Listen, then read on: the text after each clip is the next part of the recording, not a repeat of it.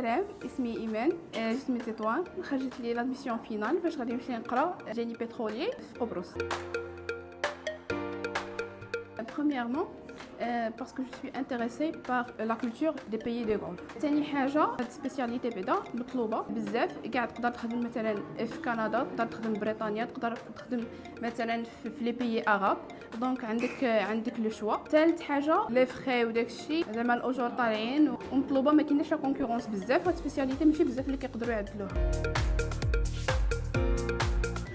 طبعا فرحانه، كنت شويه الخلعه حيتاش غتكون طبعا اون اكسبيريونس جديده، اول مره غادي تخرج على برا، ان شاء الله يكون خير. لاجونس الحمد لله عدت زعما كاع داكشي اللي نقدر زعما باش تطمئنا باش تريحنا، فهمتي، او نيفو بسيشيك لا في الكيد لا في كلشي. حتى كونسير لي بارون كي سون با زعما كونفانكو باغ ليتود زعما على لترونجي وداكشي، هما كيقدروا زعما يقنعوهم وداكشي. الطلبه ما كيكونش عليهم كاع ديك لا بريسيون باش يقنعوا والديهم انهم يمشيو برا وداكشي.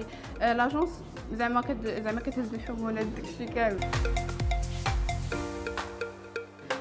صراحه حيتاش هي زعما اللي تقدر تكون لا ديستيناسيون اللي تقدر تقارب مثلا اوروبا مثلا في لا كاليتي ديال لي زيتود، وفي نفس الوقت كاينين دي بورس ما كطلبش منك البلوكاج، وعندها دي زونيفرسيتي اللي طبعا كتعطيك دي ديبلوم اكريديتي دون تو الموند، دونك تقدر تكمل الماستر ديالك في بريطانيا، تقدر تكملو في كندا، تقدر تلقى زعما دي زومبلوا مزيانين في اي بلاد بغيتي تخدم فيها.